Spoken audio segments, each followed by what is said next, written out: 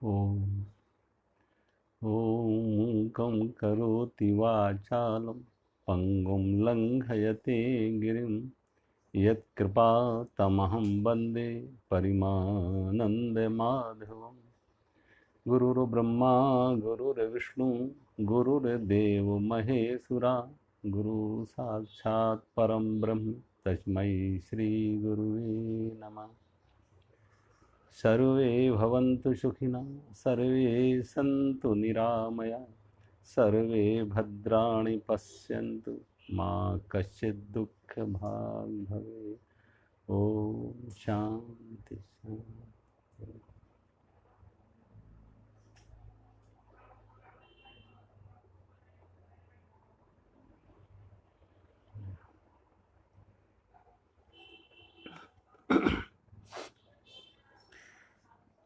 गीता अध्याय 14 श्लोक नंबर 1, 2, 3।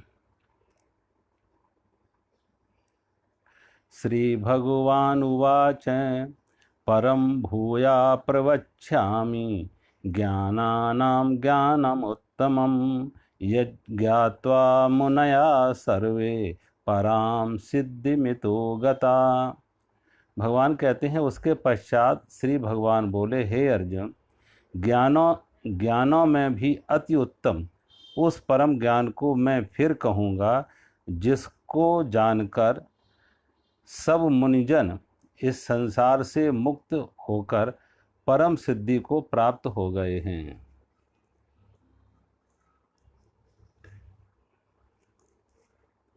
तो भगवान कहते हैं अर्जुन को, अर्जुन मैं तुझे वो ज्ञान अति उत्तम, ज्ञाना नाम उत्तमम, परम उत्तम परम अति उत्तम परम ज्ञान को मैं कहूँगा जिसको जानकर सब मुनिजन इस संसार से मुक्त हो गए हैं और परम सिद्धि को प्राप्त हो गए।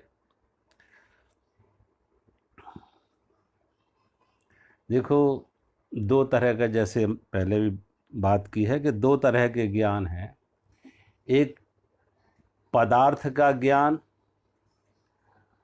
और एक परमात्मा का ज्ञान। एक बाहर जो विषय है, वस्तु है, ऑब्जेक्ट हैं, उनका ज्ञान, जैसे कहते हैं ऑब्जेक्टिव नॉलेज। और एक है स्वयं का ज्ञान, आत्मज्ञान। हम स्वयं क्या है, स्वयं का ज्ञान, आत्मज्ञान, उसे कहते हैं सब्जेक्टिव नॉलेज। तो यहाँ भगवान कहते हैं सभी ज्ञानों में, जो सभी ज्ञान क्या है कि बाह्य जगत का ज्ञान कराते हैं, वस्तुओं का ज्ञान कराते हैं, पदार्थ का ज्ञान कराते हैं, व्यक्ति और वस्तु का ज्ञान, जो बाह्य जगत का जो ज्ञान है उसे भगवान कहते हैं वो ज्ञान है। लेकिन जो आत्मज्ञान है ये परम ज्ञान है, आत्मज्ञान है, उत्तम ज्ञान है। इसे उत्तम क्यों कहा, इसे उत्तम कहा, परम ज्ञान कहा, क्योंकि संसार के जितने ज्ञान हैं सब बंधन में डालेंगे, दुख का कारण बनेंगे। सब बंधन का कारण है, दुख का कारण है। सब तरह के ज्ञानों में कर्तापन आएगा, भोक्तापन आएगा, संसार की लिप्तता आएंगे, संसार के विकारों से युक्त होंगे, दुख सुख आएंगे, हानि लाभ होगा, मान अपमान होगा, संयोग वियोग होगा। तो इन सब में जो द्वंद्वात्मक जगत है, ये द्वंद्वात्मक जगत के कारण ऐसा व्यक्ति उनके साथ तादात्म्य बनाएगा तो दुख सुख होंगे, और दुख सुख होंगे। भगवान कहते हैं संसार से मुक्त। और संसार क्या है, संसार शब्द का अर्थ ही है संसरति गच्छति इति संसारा, जो क्षण क्षण पल पल बदल रहा है। तो ये दृश्य जगत संसार है, और मात्र ये दृश्य जगत संसार नहीं है। भगवान कहते हैं ये दृश्य जगत ये किसी के लिए दुख का कारण नहीं है। परमात्मा की बनाई हुई सृष्टि, परमात्मा ने मनुष्य बनाए, पशु पक्षी बनाए, स्त्री पुरुष बनाए, पहाड़, नदियां, वृक्ष, जमीन, ये सारी परमात्मा की बनाई सृष्टि है, ये दुख का कारण नहीं है। लेकिन व्यक्ति जब अपने अधिकार का संबंध का आरोपण करता इस व्यक्ति वस्तु पर, तो उसे कहते हैं प्रातिभाषक सत्ता, वो संसार है। अब जितने लोग इस जमीन पर हैं, आज लगभग अनुमान 6 अरब लोग इस पृथ्वी पर हैं, तो अगर 6 अरब लोग हैं तो 6 अरब संसार भी है। हर व्यक्ति का अपना अपना अलग संसार है। सोचो, जैसे एक ही आदमी एक जगह 10 आदमी 100 आदमी एक ही जगह सोए हों तो 10 के स्वप्न अलग अलग होंगे। कि एक का पति का स्वप्न पत्नी का स्वप्न नहीं होगा, पत्नी का स्वप्न पति का स्वप्न नहीं होगा, बाप का स्वप्न बेटे का स्वप्न नहीं होगा, बेटे का स्वप्न बाप का स्वप्न नहीं होगा। अब जितने लोग हैं सब अलग अलग स्वप्न देख रहे, कोई सुखी हो रहा, कोई दुखी हो रहा, किसी ने कुछ पाया है, किसी ने कुछ खोया है, सबके स्वप्न अलग अलग। तो जैसे स्वप्न में सब स्वप्न अलग हैं, ऐसी जागृत के संसार अलग अलग। ये जागृत के भी संसार सबके अलग अलग। ये जिसकी पत्नी की मौत होगी वही रोएगा और नहीं रोएंगे। किसी की व्यक्ति अपने में है, वो न पति है न पत्नी, लेकिन एक संबंध बनाया पत्नी पति मेरा।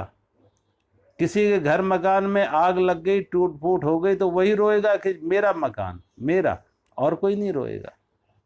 अब जितने लोग हैं उन्होंने अपने आसपास जो मेरे का संसार बनाया है, मेरे का, मेरा घर, मेरा मकान, मेरी पत्नी, मेरा पुत्र, मेरा पिता, मेरा पद, मेरी प्रतिष्ठा, मेरी जमीन, जो जो अपने आसपास इस मेरे का विस्तार किया है, मेरे का, क्योंकि मैं है तो मेरा भी होगा। जब ये शरीर मन इंद्रियों के साथ व्यक्ति का तादात्म्य है, मैं ये हूं, तो शरीर के साथ स्वाभाविक है शरीर के साथ ये संसार जुड़ेगा। शरीर है तो भूख लगेगी, भोजन चाहिए, शरीर है तो वस्त्र भी चाहिए, रहने की जगह जमीन भी चाहिए। शरीर है तो शरीर में प्रकृति जन्य वासना है, तो पति पत्नी के संबंध भी होंगे, पति पत्नी के संबंध हुए तो संतान को भी जन्म होगा, तो पिता भी बनेगा, और किसी का कोई उसका पिता है तो किसी का पुत्र भी है वो। तो कहने का अर्थ है जब तक शरीर के साथ तादात्म्य रहेगा, इंद्रियों के साथ तादात्म्य रहेगा, तब तक ये संसार से जुड़े रहो। फिर जितने लोग उतनी संसार, और संसार में कोई ठहरा हुआ नहीं है। रात आती है तो दिन आता, दिन आया तो रात, कभी दिन कभी रात आती जाती है। ऐसे ही गर्मी सर्दी आती जाती है, ऐसे ही सुख और दुख आते जाते हैं, मान अपमान आते जाते हैं, संयोग वियोग आते जाते हैं, लाभ हानि आते जाते हैं। अब जो परिवर्तन हो रहा, और व्यक्ति एक को चाहता एक को नहीं चाहता, लाभ चाहता हानि नहीं चाहता, संयोग चाहता वियोग नहीं चाहता, मान चाहता अपमान नहीं चाहता, ऐसे ही दिन चाहे रात ना चाहे। अब जैसे नहीं चाहता, और वो आएगा, क्योंकि वो तो आएगा, एक ही सिक्के के 2 पहलू हैं। जैसे नहीं चाहा वो आएगा, और जो आएगा तो दुख का कारण। रात आई तो हाय हाय रात क्यों आ गई, दुख आया, अपमान आया, वियोग आया, क्यों आ गया, हाय हाय करेगा। तो भगवान कहते हैं ये संसार है, और जो इस संसार का अर्थ है जो क्षण क्षण पल पल बदल रहा है, और संसार का अर्थ है जो व्यक्ति ने अपने अधिकार और संबंध का व्यक्ति वस्तुओं पर आरोपण किया है। व्यक्ति पर, वस्तुओं पर, परिस्थिति पर व्यक्ति ने जो अपना आरोपण किया है कि ऐसा हो ऐसा ना हो, भगवान कहते ये संसार है। जो अपने संबंध का आरोपण किया है, अपने अधिकार का आरोपण किया है, भगवान कहते ये संसार है। अब जितने लोग हैं उतने संसार, जैसे जितने व्यक्ति हैं उतने स्वप्न होते हैं, तो जितने संसार, जैसे रात्रि का स्वप्न ऐसी जागृत का, दोनों ही स्वप्न है। एक जागृति का स्वप्न है, एक रात का सोने का स्वप्न है। एक स्वप्न सोने में आया, एक स्वप्न जागृत में आया। ये जो संसार है ये जागृति का स्वप्न है। वो स्वप्न घंटे 2 घंटे रहता है, सुख दुख संयोग वियोग मान अपमान, घंटे 2 घंटे। ये जरा 10-20 साल रहेगा, ये स्वप्न 10-20 साल रहेगा और कहते रहेंगे ये मेरा मेरा मेरा, ये घर मेरा, ये परिवार मेरा, ये पत्नी मेरा, पिता मेरा, पुत्र मेरा, ये मेरा मेरा रहेगा। लेकिन इन 10-20 सालों में देखेंगे ये तो मेरे चले जाएंगे, ये मैं चला जाएगा। ये तो जिन जिन को हमने मेरा कहा वो मेरे मुझे छोड़ के चले जाएंगे, या ये मैं इन मेरों को छोड़ के ये मैं चला जाएगा। तो भगवान कहते हैं जो इस मुनि जन हैं, ज्ञानी जन हैं, वो इस संसार में रहते हुए संसार से मुक्त हो गए, वो परम सिद्धि को, और किस ज्ञान को पाके? उस ज्ञान को जो आत्मज्ञान है, स्वयं का ज्ञान है। और स्वयं का ज्ञान कब है? जब स्वयं का ज्ञान होता है, भगवान कहते हैं उस स्वयं के ज्ञान में, भगवान कहते हैं स्वयं का जब ज्ञान होगा तो उसका फिर संसार की वस्तुओं से नहीं शरीर तादात्म्य रहेगा, शरीर के साथ तादात्म्य नहीं, इंद्रियों के साथ तादात्म्य नहीं। आत्मज्ञान का अर्थ है कि मैं शरीर नहीं, मन नहीं, बुद्धि नहीं, इंद्रियाएं नहीं, शरीर इंद्रिय मन बुद्धि से उसका तादात्म्य टूटा और चेतना के साथ संबंध बना, आत्मा के साथ संबंध बना। क्षेत्र से संबंध टूटा, क्षेत्रज्ञ के साथ संबंध बना। शरीर इंद्रियां मन से संबंध टूटा, इनसे अपनी भिन्नता प्रकट हुई और आत्मा के साथ अभिन्नता प्रकट हुई। इनसे तादात्म्य टूटा और आत्मा के साथ तादात्म्य बना, चेतन के साथ तादात्म्य बना। तो भगवान कहते हैं जो चेतन के साथ तादात्म्य बना, आत्मा के साथ तादात्म्य बना, आत्मा अकर्ता है, अभोक्ता है, आत्मा नित्य है, शाश्वत है, तो भगवान कहते हैं फिर दुख का कोई कारण नहीं। ऐसे व्यक्ति के लिए फिर कोई दुख का कारण नहीं, क्योंकि फिर संसार नहीं, उसके लिए कोई आवागमन नहीं, उसके लिए जन्म मृत्यु नहीं, उसके लिए संसार नहीं। तो ऐसा व्यक्ति भगवान कहते हैं संसार से मुक्त हो जाता। भगवान कहते हैं ऐसा मुनि जो है, ज्ञानी है, वो संसार से मुक्त हो जाता। जब आत्मज्ञान हुआ, आत्मज्ञान का अर्थ है निज स्वरूप का बोध। आज स्वरूप आत्मज्ञान का अर्थ है निज स्वरूप का बोध, चैतन्य का बोध, जो शाश्वत है, नित्य है, सनातन है, अजन्मा है, अविनाशी है, हमारे अंदर वो चेतन, उस चेतन के साथ संबंध बना, अभिन्नता हुई, उसके साथ तादात्म्य बना, और जब उसके साथ तादात्म्य बना तो शरीर मन बुद्धि इंद्रियों से तादात्म्य टूटा। और जब उधर से आत्मज्ञान हुआ, यानी शरीर से हटके आत्मा के साथ संबंध बना, और जब आत्मा के साथ अभिन्नता आई, संबंध बना, तो भगवान कहते हैं वो मुनि है, वो ज्ञानी है, वो मनन है। वो अब जो ऐसा ज्ञानी है, जो आत्म अनुभूति में है, आत्म साक्षात्कार में है, और भगवान कहते ऐसा मुनि इस संसार से मुक्त हो जाता, क्योंकि संसार शरीर के साथ संबंध, संसार था, अब शरीर से तादात्म्य टूटता, संसार से संबंध टूटा। जो भी संबंध बने थे संसार से, स्वप्न बनाए थे, मेरे तेरे के संबंध बनाए थे, वो किसने बनाए थे? इस शरीर के कारण। शरीर का कोई पिता था, शरीर का कोई पुत्र था, शरीर का कोई पत्नी थी, शरीर का कोई पति था, तो सारे संबंध, शरीर को रहने के लिए जगह जब चाहिए तो शरीर ने जगह पर, ये जगह मेरी है, ये व्यक्ति मेरे हैं, ये वस्तु मेरी, ये परिस्थिति, तो शरीर ने ये संबंध बनाए थे। तो जब शरीर से ही संबंध टूटा तो स्वाभाविक है संसार से भी संबंध टूट गया, और जब संसार से संबंध टूटा तो वो मुक्त हो गया। अब संसार वही अपनी जगह है, परिवर्तन होंगे, रात दिन होंगे, सुख दुख आएंगे, व्यक्ति वस्तु को जो है अनुकूलता प्रतिकूलता आएगी, संयोग वियोग आएगा, लेकिन ऐसा व्यक्ति मुक्त हो गया, क्योंकि वो नित्य अब संसार के वियोग से हटा, संसार के संयोग से हटा, तो आत्मा के नित्य संयोग में पड़ गया। संसार का संयोग, संसार के संयोग के साथ वियोग है, लेकिन आत्मा के साथ संयोग हुआ, यहाँ वियोग नहीं है। आत्मा के साथ संयोग हुआ तो यहाँ वियोग नहीं है, यहाँ वियोग से मुक्त हो गया, नित्य संयोग के साथ हो गया, आत्मा के साथ उसका नित्य संयोग हो गया। और जब आत्मा के साथ नित्य संयोग हो गया तो ऐसा व्यक्ति भगवान कहते हैं वो संसार से मुक्त हो गया। संसार से मुक्त हो गया नहीं, दुख सुख से मुक्त हो गया, मान अपमान से मुक्त हो गया, वो जाग गया, उसका स्वप्न टूट गया, उसने देख लिया स्वप्न था। स्वप्न में कोई राजा बना, कोई भिखारी बना, वो तभी तक राजा भिखारी का दुख होगा, दुख या सुख होगा जब तक स्वप्न में है।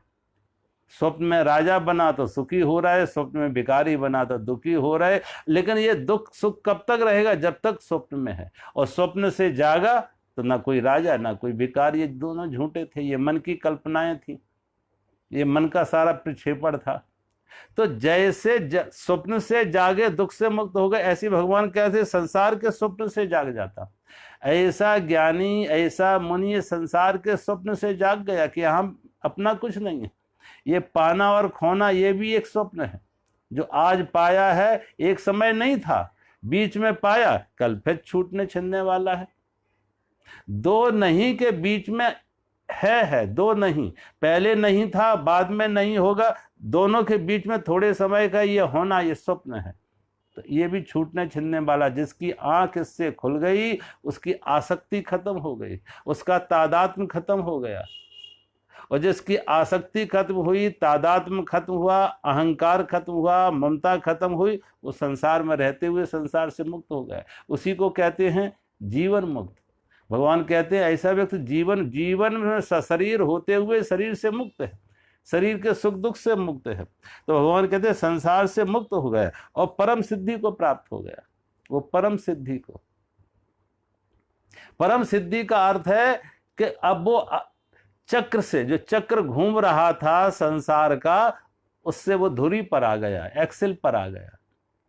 वहां कोई परिवर्तन नहीं है, वो सारा परिवर्तन से मुक्त हो गया, केंद्र पर आ गया। चाक चलता है तो परिध घूमती है, लेकिन जो एक्सिल पर आ गया, एक्सिल नहीं घूमती है। वो आवागमन से मुक्त हो गया, सुख दुख से मुक्त हो गया, मान अपमान से मुक्त हो। उनका कहते वो परम सिद्धि को,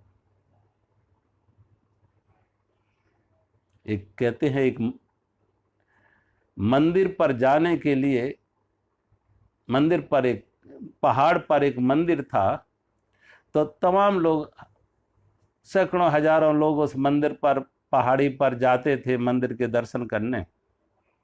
पहाड़ी की तलैठी में एक साधु रहता है, पहाड़ी की तलैठी में एक साधु रहता है, और लंबे समय से 10-20 साल से वो वहां रह रहा है। किसी ने, लोगों ने कहा कि मैं इतने सालों से देखते हैं कि आप यहाँ रह रहे हैं, लेकिन आप क्यों नहीं जाते मंदिर के दर्शन करने? आप मंदिर के दर्शन करने क्यों नहीं जाते? हम सभी जाते हैं, और साल में 2-2 बार हम जाते हैं, 3-3 बार जाते हैं उस मंदिर पर दर्शन करने के लिए, इसी पहाड़ी रास्ते से। और आपको हमने देखा हर समय यहीं अपनी झोपड़ी पर यहीं रहते हैं, आप क्यों नहीं जाते? वो साधु ने कहा, तुम जहां जा रहे हो वहां मैं पहले से पहुंचा हुआ हूं, तुम जहां जा रहे हो वहां मैं पहले से पहुंचा हुआ हूं, और जो वहां देखने तुम जा रहे हो वो मुझे यहीं दिख रहा है, वो मेरे पास यहीं है। जिस सत्य को, जिस परमात्मा को तुम वहां देखने जा रहे हो वो हमारे अपने अंदर है। उसे हमें इन बाहर की आंखों से नहीं देखना है, वो हमारे अंतर में निहित है, वो हमारे अंतर में छिपा हुआ है। जब आंख बंद कर ली, वो कहते हैं दिल के आईने में देखी तस्वीरें यार, गर्दन झुकाई देख ली। दिल के आईने में जिसकी ने अपने उस तस्वीरें यार को देख लिया कि उसके गर्दन झुकाई और देख ली। अब उसे मंदिर नहीं जाना पड़ेगा कि मंदिर में जाके दर्शन करने जाए, क्योंकि उसकी वो तस्वीर, वो यार उसके यहीं पे, ये गर्दन झुकाई, आंख बंद की, वो अंदर बैठा है। तो जिसे इस सत्य का साक्षात्कार हो गया, अनुभूति हो गई, वो अब कहीं बाहर नहीं भटकेगा, कहाँ जाएगा? उसके अपने अंदर है वो सत्य, वो परमात्मा अपने अंदर है। भगवान कहते हैं ऐसा मुनि, ऐसा सिद्ध, वो आवागमन से मुक्त हो गया। उसके लिए अब कहीं कुछ आना नहीं, कुछ जाना नहीं, कुछ पाना नहीं, कुछ खोना नहीं। वो अपने में परम विश्राम को उपलब्ध है, परम शांति को उपलब्ध है। अगले श्लोक में भगवान कहते हैं, इदम ज्ञानम उपाश्रित्य मम साधर्म्य आगता सर्गे पिनोपजायन्ते प्रलयेना व्यथन्ति चा। भगवान कहते हैं, हे अर्जुन, इस ज्ञान को आश्रय करके अर्थात धारण करके मेरे स्वरूप को प्राप्त हुए पुरुष सृष्टि के आदि में पुनः उत्पन्न नहीं होते हैं और प्रलय काल में भी व्याकुल नहीं होते हैं। भगवान कहते हैं, इस ज्ञान को आश्रय करके अर्थात धारण करके मेरे स्वरूप को प्राप्त हुए, मम साधर्म्य आगता, मेरे स्वरूप को प्राप्त होते हैं, मेरे स्वरूप को प्राप्त होते हैं इस ज्ञान को आश्रय लेके। तो भगवान का स्वरूप क्या है? अभी पिछले ही श्लोकों में, पिछले अध्याय में भगवान ने क्या दिखाया था कि परमात्मा क्या है? परमात्मा अभोक्ता है, परमात्मा अकर्ता है, परमात्मा निर्लिप्त है। तो जब परमात्मा अकर्ता है, अभोक्ता है, निर्लिप्त है, तो जो भगवान का आश्रय लेता है, इस ज्ञान का आश्रय लेता है, वो भी अभोक्ता हो गया, वो भी अकर्ता हो गया, वो भी निर्लिप्त हो गया। तो वो जो भगवान के इस ज्ञान को, आत्मज्ञान को जिसने धारण किया है, समझा है, अनुभव में लिया है, इस आत्मज्ञान को वो भगवान कहते हैं भगवान इसका आश्रय करके और भगवान के स्वरूप को प्राप्त होता है, मेरे स्वरूप को। भगवान का स्वरूप क्या है कि वो शाश्वत है, नित्य है, सनातन है, अजन्मा है, अविनाशी है, अकर्ता है, अभोक्ता है, निर्लिप्त है। अब जो अकर्ता, अभोक्ता, निर्लिप्त, जो अजन्मा, अविनाशी, शाश्वत, नित्य, तो जो परमात्मा है वही जीव है, जो सागर है वही लहर है। अगर सागर का जल खारा है तो लहर का जल भी खारा है, और लहर में जो जल है वही सागर में भी जल है।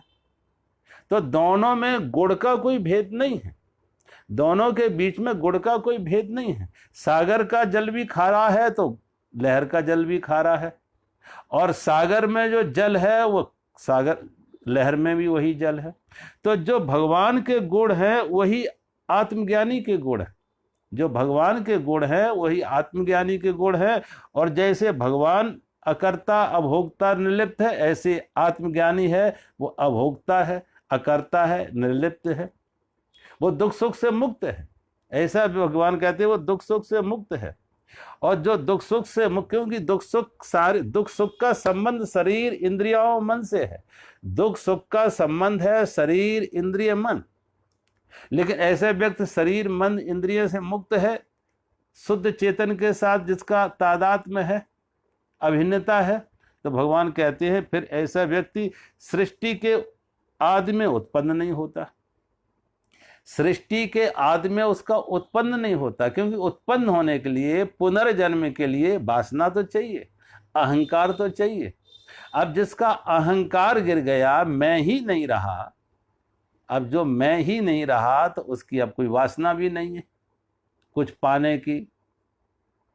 तो जिसकी कोई वासना नहीं है, धन, मान, पद, प्रतिष्ठा, लोकेशणा, वित्तेषणा, पुत्रेषणा, जिसकी कोई वासना ना रही, और वासना ना रही क्योंकि मैं ही नहीं रहा। जब मैं ही नहीं है तो वासना कहाँ होगी? अगर मैं की जमीन होती तो वासना के फूल खिलते। जब मैं की जमीन ही नहीं, मैं ही नहीं है, अहंकार ही नहीं है, तो वासना का कोई कारण नहीं है। और वासना जब नहीं है तो पुनर्जन्म का कोई कारण नहीं है। अब अहंकार कहाँ था? अहंकार था शरीर, इंद्रिय, मन के साथ तादाद। अहंकार था शरीर, इंद्रिय, मन के साथ तादात्म्य, अहंकार था। जब इनके साथ शरीर, मन, इंद्रियों के साथ तादात्म्य में टूटा, चेतना के, आत्म चेतना के साथ संबंध जुड़ा, तो अहंकार कहाँ रहेगा? अहंकार नहीं रहा। अहंकार नहीं रहा तो कोई वासना भी उठती थी तो इसी मैं के साथ जुड़ती थी कि जब तक शरीर के साथ वासना शरीर की होगी, मन की होगी, इंद्रियों की होगी, बुद्धि की, वासना इनसे जुड़ी हुई होगी। शुद्ध चेतन में कोई वासना नहीं, आत्मा में कोई वासना नहीं, कोई कामना नहीं। स्वप्न स्वप्न रात्रि में स्वप्न में आदमी स्वप्न देखेगा, लेकिन जाग ही गया तो स्वप्न को स्वप्न की तरह जान लिए, समझ लिए कि स्वप्न स्वप्न, सत्य कुछ है ही नहीं। तो जो ऐसा जाग गया है जीवन में, वो दुख सुख से मुक्त हो गया। वो भगवान कहते हैं अहंकार मुक्त हुआ, वासना मुक्त हुआ, कामना मुक्त हुआ, तो वो आवागमन से भी मुक्त हो गया। अब उसको सृष्टि के आदि में पुनर्जन्म का कोई कारण नहीं। सृष्टि, नई सृष्टि के आदि में उसको पुनर्जन्म नहीं। और जिसका पुनर्जन्म नहीं है, भगवान कहते प्रलय काल में वो व्याकुल भी नहीं होता है। जब प्रलय होगी, सारा संसार समाप्त होगा, लय होगी, संसार का लय होगा, तो उसे दुख भी नहीं है, क्योंकि वो पहले से ही लय हो चुका। जिसका लय होना है उसका लय वो पहले ही कर चुका। लय होना है ये शरीर, मन, बुद्धि, इंद्रियों का, इनका लय होना है प्रलय में, तो वो उसका लय वो पहले ही कर चुका है, इनसे मुक्त हो गया, इनको छूट गया इनसे। और जो वो है शुद्ध चेतन, प्रलय उसे प्रभावित ना कर पाएगी। जो शुद्ध चेतन है, आत्म स्वरूप है, जो अजन्मा है, अविनाशी है, नैनम छिदंती शस्त्राणी, नैनम दाहति पावका, नैनम क्लेदयन्त्यापा, नैनम शोषति मार्ता, जो शुद्ध चेतन है, जहां जन्म नहीं है, मृत्यु नहीं है, जो शाश्वत है, सनातन है, अजन्मा है, अविनाशी है, प्रलय उसका क्या करेगी? वहां कौन सी प्रलय होगी? शुद्ध चेतन में कौन सी प्रलय होगी? तो जहां जो प्रलय जिसे मिटाएगा, प्रलय जिसे मिटाता है शरीर इंद्रियों को, उससे वो पहले ही छूट चुका, उससे मुक्त हो गया, वो पहले ही मिटा चुका। अब जो पहले ही मिटा चुका, उसे मारने का कोई उपाय नहीं। मरना नहीं पड़ेगा, मरने से पहले मर लो। मरना नहीं, संत भजन में लिखते हैं कि मरना नहीं पड़ेगा, मरने से पहले मर। जो जीवन में ही मर गए, यानी अहंकार से मुक्त हो गए, शरीर के तादाद इंद्रियों से मुक्त हो गए, तो उनकी फिर मौत का, शुद्ध चेतन की मौत का। तो भगवान कहते हैं ऐसे व्यक्ति को प्रलय काल में भी व्याकुल नहीं होते और उनका पुनर्जन्म नहीं होता है, क्योंकि वो भगवान के स्वरूप को प्राप्त हो गए। वो भगवान के स्वरूप को प्राप्त हो गए तो आवागमन से मुक्त हो गए।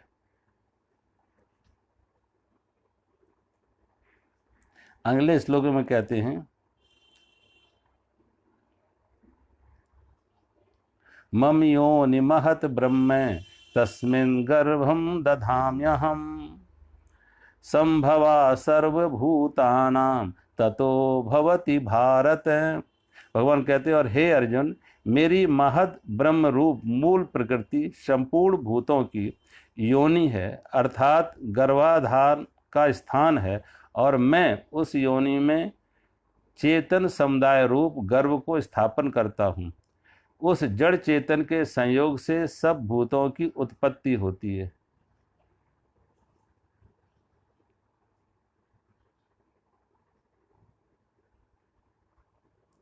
भगवान कहते हैं महत ब्रह्म, महत ब्रह्म रूप मूल प्रकृति, महत ब्रह्म रूप मूल प्रकृति। महत ब्रह्म क्या है कि जो महत कहते हैं समष्टि बुद्धि को, समष्टि बुद्धि को कहते हैं महत। और जब ब्रह्म के साथ वो जुड़ जाती है, क्योंकि संसार की उत्पत्ति होती है जड़ और चेतन से।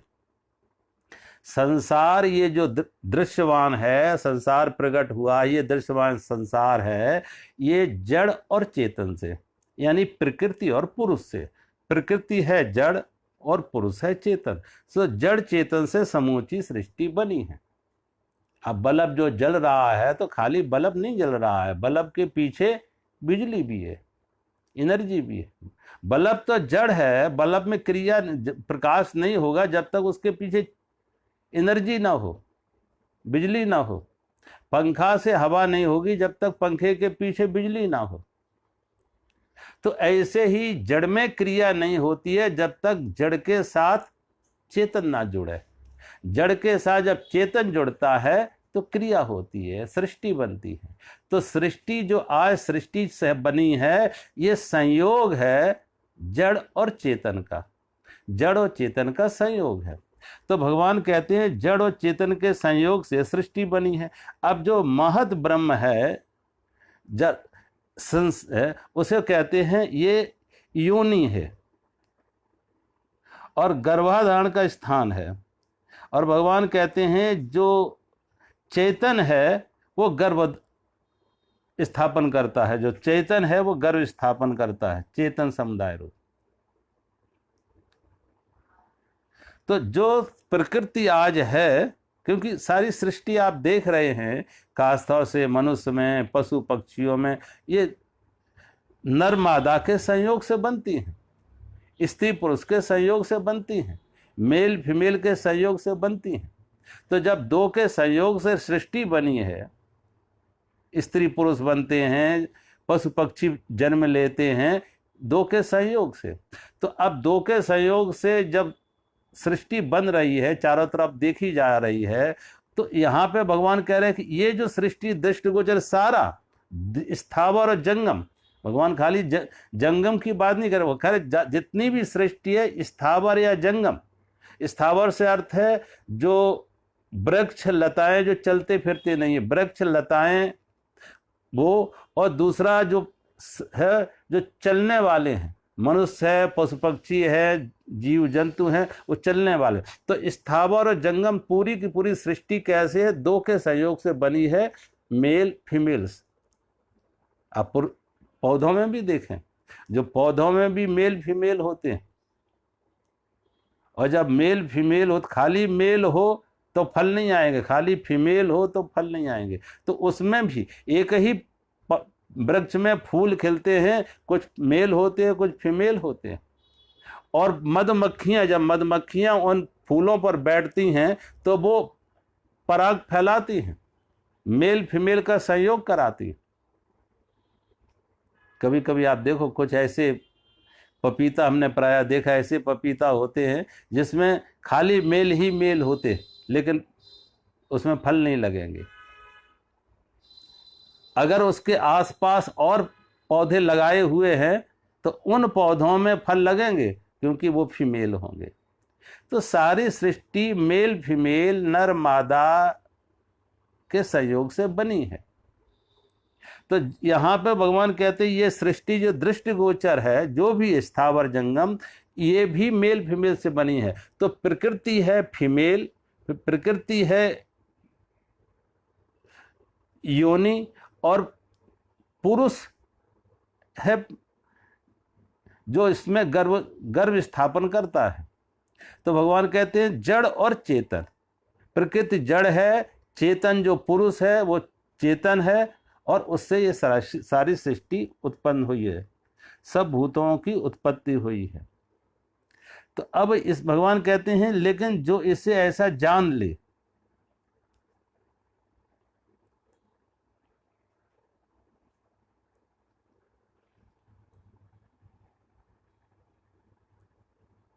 अब यहाँ पे भगवान पिछले अध्याय में भगवान ने स्थित क्षेत्र क्षेत्रज्ञ की बात कही।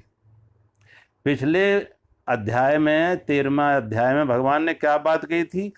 स्थित प्रज्ञ, वो कहना क्षेत्र क्षेत्रज्ञ। तो क्षेत्र कहा था ये जड़ है, वो क्षेत्र है, और जो उस जड़ को जानने वाला है, प्रकृति को जो जानने वाला है, वो क्षेत्रज्ञ।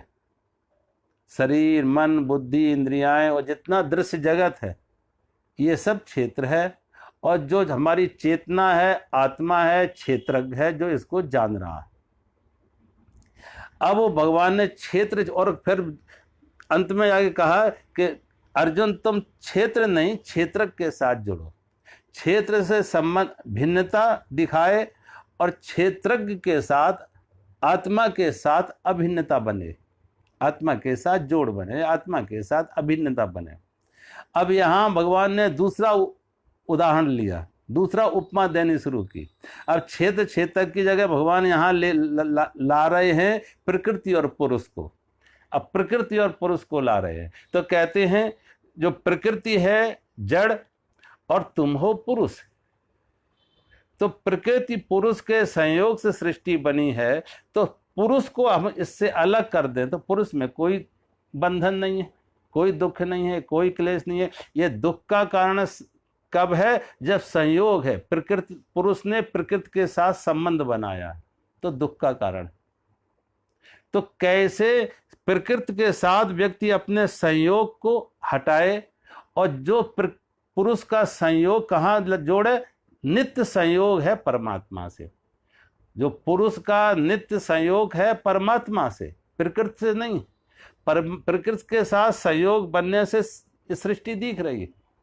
संसार दिखेगा कब तक? जब तक संसार के साथ संबंध है, संसार के साथ अभिन्नता है, तो संसार हमें यथार्थ दिखेगा, वास्तविक दिखेगा।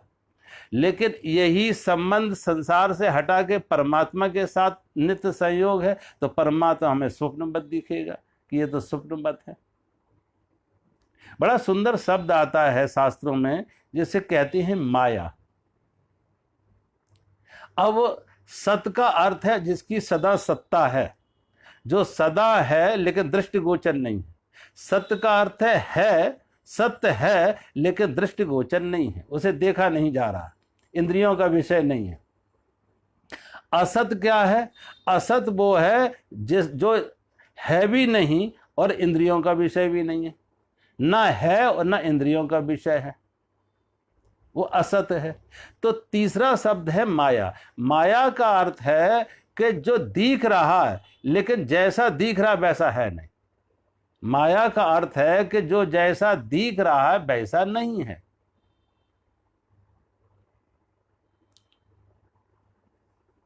सूरज की किरणें जब बरसात के पानी की बूंदों के साथ, जैसे नहीं आप सूर्य की रोशनी को देख लें, सूर्य की रोशनी किसी प्रिज्म, जो प्रिज्म शीशा होता है, उस शीशे के माध्यम से आप उसको निकालें तो 7 जगह वो टूट जाता है। उसका अंग्रेजी शब्द है प्रिज्म। तो जैसे प्रिज्म से वो 7 रंग में बदल गई सूरज की किरणें, ऐसे ही जब सूरज की किरणें पानी के बूंदों के बीच से गुजरता है तो 7 जगह टूट जाता है, इंद्रधनुष बन जाता। 7 रंगों में टूट जाता, इंद्रधनुष बन जाता। लेकिन वो इंद्रधनुष कहीं है नहीं, होता नहीं है इंद्रधनुष, लेकिन दिख रहा है। दिख रहा है, ये भी नहीं करेगा। आप कैमरे से फोटो लो, कैमरे से फोटो आ जाएगी इंद्रधनुष की। बहुत जगह मैंने खुद ऐसी फोटो ली हैं जो इंद्रधनुष की फोटो आ रही, और कुछ जगह तो 24 घंटे में जब तक सूरज रहता वहां इंद्रधनुष दिखता है। अमेरिका और कनाडा के बीच में जहां नायाग्रा फॉल है, नायाग्रा फॉल पे एक रेनबो ब्रिज है, रेनबो ब्रिज, जो अमेरिका और कनाडा को जोड़ रहा है। हर समय उसका नाम ही है रेनबो ब्रिज। जब भी देखो दिन के समय में सूरज निकला हो तो वहां पे इंद्रधनुष दिखेगा। अब इंद्रधनुष है नहीं लेकिन दिख रहा है, इसे भगवान कहते हैं ये माया है, जो दिख तो रहा है लेकिन है नहीं, यथार्थ में नहीं। अब जब संसार को हमारे ऋषियों ने संसार को माया कहा, माया कहा, तो माया का क्या अर्थ है? कि जो जैसा दिख रहा वैसा है नहीं। और यथार्थ में आज तमाम लोग कहते हैं कि माया शब्द बना है उसी से जिससे मैटर बना है। मैटर भी माया से बना, दोनों की व्युत्पत्ति, दोनों की रूट एक है, माया और मैटर की। मैटर भी आज वैज्ञानिक कहते हैं माया है। आज मैटर को भी वैज्ञानिक माया कहने लगे। माया वैज्ञानिक कहते हैं मैटर जैसी कोई चीज है ही नहीं, मैटर जैसी कोई चीज ही नहीं। क्योंकि जब मैटर को एनालाइज किया, तोड़ा, तो अंत में मैटर कहीं रहा ही नहीं, एनर्जी ही एनर्जी है, इलेक्ट्रॉन्स ही हैं, एनर्जी ही है। और इलेक्ट्रॉन्स आंखों से देखे नहीं जा सकते, तो कहते मैटर है ही नहीं। तो जैसे जैसा दिख रहा था संसार जैसा दिख रहा था, पदार्थ जैसा दिख रहा था, वैज्ञानिक कहते हैं वो पदार्थ जैसी कोई चीज नहीं है। अब वो मैटर नहीं कहते, वो एनर्जी कहते हैं, वो ऊर्जा कहते हैं। एनर्जी है, पदार्थ नहीं है, ऊर्जा है, एनर्जी है। हमारे संत ऋषियों ने क्या कहा कि यहाँ पदार्थ नहीं है, परमात्मा है। संतों ने कहा जो दृश्य जगत संसार दिख रहा है ये परमात्मा है। दिख रहा पदार्थ लेकिन परमात्मा है। जैसा दिख रहा वैसा है नहीं, वो परमात्मा है। वो तो ऐसे ही दिख रहा है जैसे इंद्रधनुष दिख रहा है। इंद्रधनुष होता लेकिन तो दिख रहा है संसार लेकिन है परमात्मा। परमात्मा सारा है। अगर उसके विश्लेषण में जाओगे तो अंत में भगवान कहते हैं, इसलिए माया का अर्थ है कि जो नहीं है और वैसी प्रतीति। रात में स्वप्न हम देखते हैं तो क्या स्वप्न को हम स्वप्न कहते हैं? असत्य कहते हैं, झूठ कहते हैं। जब भी स्वप्न देखा कुछ पाने का, खोने का, सुख का, दुख का, तो देखो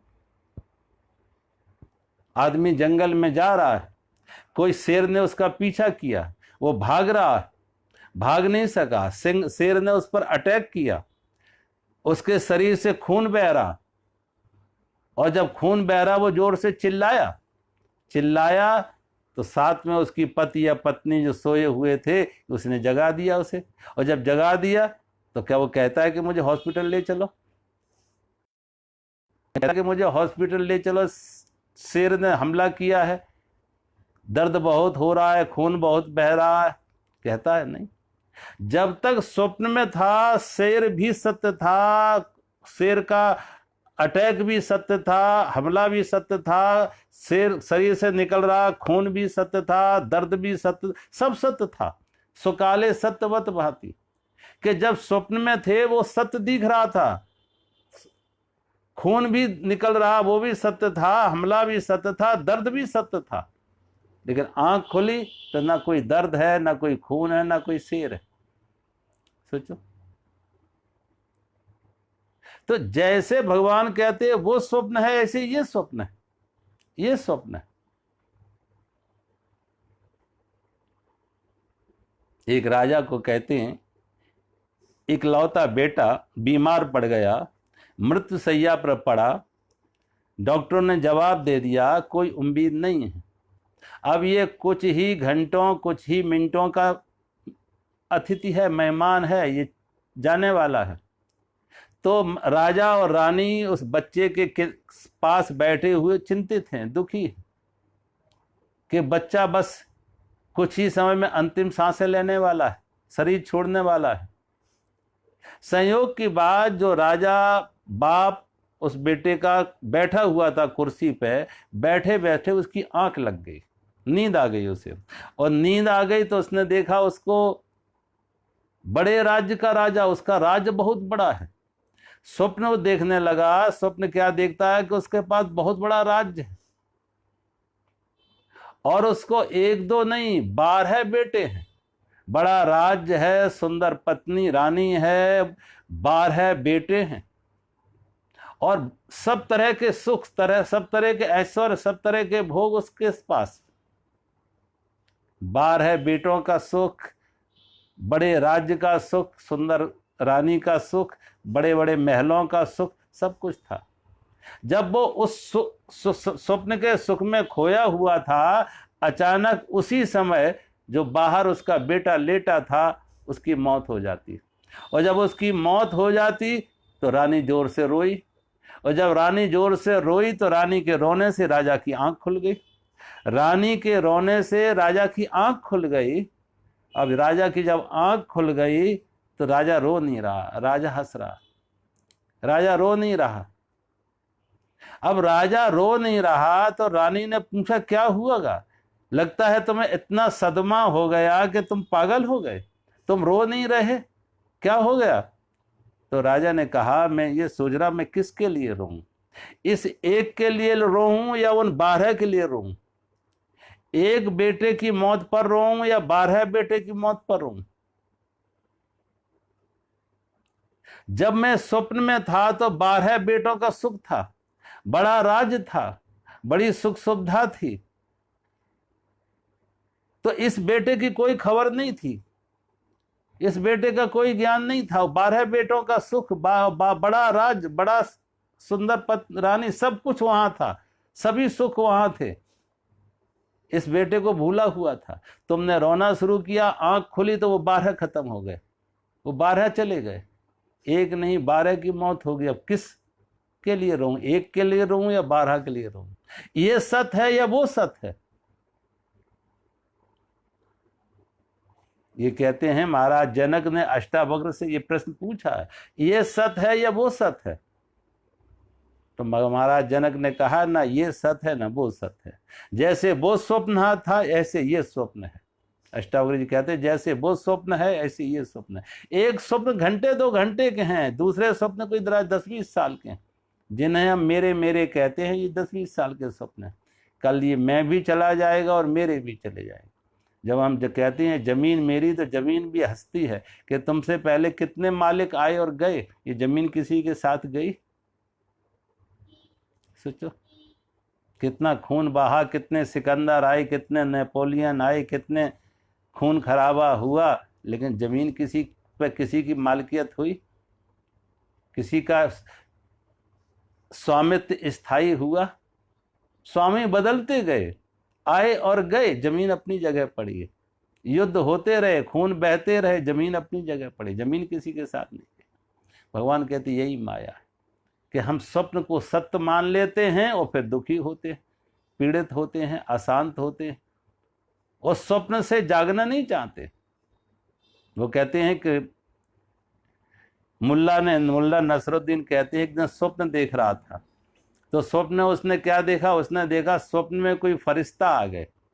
कोई स्वप्न में फरिश्ता आके मुल्ला को 99 रुपए दे रहे। मुल्ला को 99 रुपए कोई फरिश्ता दे रहा। तो मुल्ला कहने लगे 99 क्यों दे रहे, पूरा 100 दे दो। 99 क्यों दे रहे, पूरा 100 दे दो। एक की कंजूसी क्यों? फरिश्ता 99 दे रहा, मुल्ला 99 लेने से इनकार कर रहा कि पूरे 100 दे दो। एक की कंजूसी क्यों है, एक की कृपणता क्यों है, एक में ऐसा मोह कि मुझे पूरा का पूरा 100 दे दो। अब मुल्ला और फरिश्ता के बीच में इतना वाद विवाद हो, मुल्ला 100 मांग रहा, फरिश्ता 99 रहा, दोनों के बीच में इतनी वाद विवाद हुआ, बहस हुई। कहते हैं अचानक मुल्ला की आंख खुल गई, स्वप्न टूट गया। और स्वप्न टूट गया तो फरिश्ता भी चला गया, और फरिश्ता चले गए तो 99 भी चले गए। तो कहते हैं मुल्ला ने फिर आंख बंद कर ली, और फिर आंख बंद करके कहने लगा चलो अब 99 दे दो। मुल्ला ने फिर आंख बंद कर ली और आंख बंद के कहा चलो 99 ही दे दो। ऐसे ही हम आंख बंद करके 99 चाहते, नहीं आंख खोलना चाहते। कि स्वप्न बड़े मधुर लगते हैं, स्वप्न बड़े प्रिय लगते हैं, स्वप्न बड़े मनमोहक लगते हैं, स्वप्न के प्रति एक आसक्ति बनती है। तो ये भी एक स्वप्न है, भगवान कहते, इसलिए हम जागना ही नहीं चाहते हैं। तरह तरह से सोने के 1000 तरह के बहाने कर लेते हैं, लेकिन जागनी बड़ा पीड़ादायक लगती है। आंख खोलना बड़ा, क्योंकि आंख खोलेगी तो जो हमने बड़े सुंदर सुंदर स्वप्न सजा रखे थे, जो सुंदर सुंदर स्वप्न संजोए थे, वो स्वप्न टूटेंगे, असलियत होगी। आज हम ऐसे ही सुंदर सुंदर स्वप्नों को में खोए हुए, तरह तरह के स्वप्न देख रहे, तरह तरह के शेख चिल्लियों जैसे स्वप्न देख रहे, ये करेंगे ये करेंगे, आंख नहीं खोलना चाहते। संत हैं, गुरु हैं, यथार्थ हैं, वो आंख खोलने की बात करते। आंख खोलो, कहीं कुछ नहीं है, माया है, स्वप्न है। जैसे रात का स्वप्न ऐसे ये दिन का स्वप्न, ये भी स्वप्न है। ये जो धन की दौड़ है, ये पद की दौड़ है, ये प्रतिष्ठा की दौड़ है, ये ऐसा भोग की दौड़ है, एक स्वप्न है।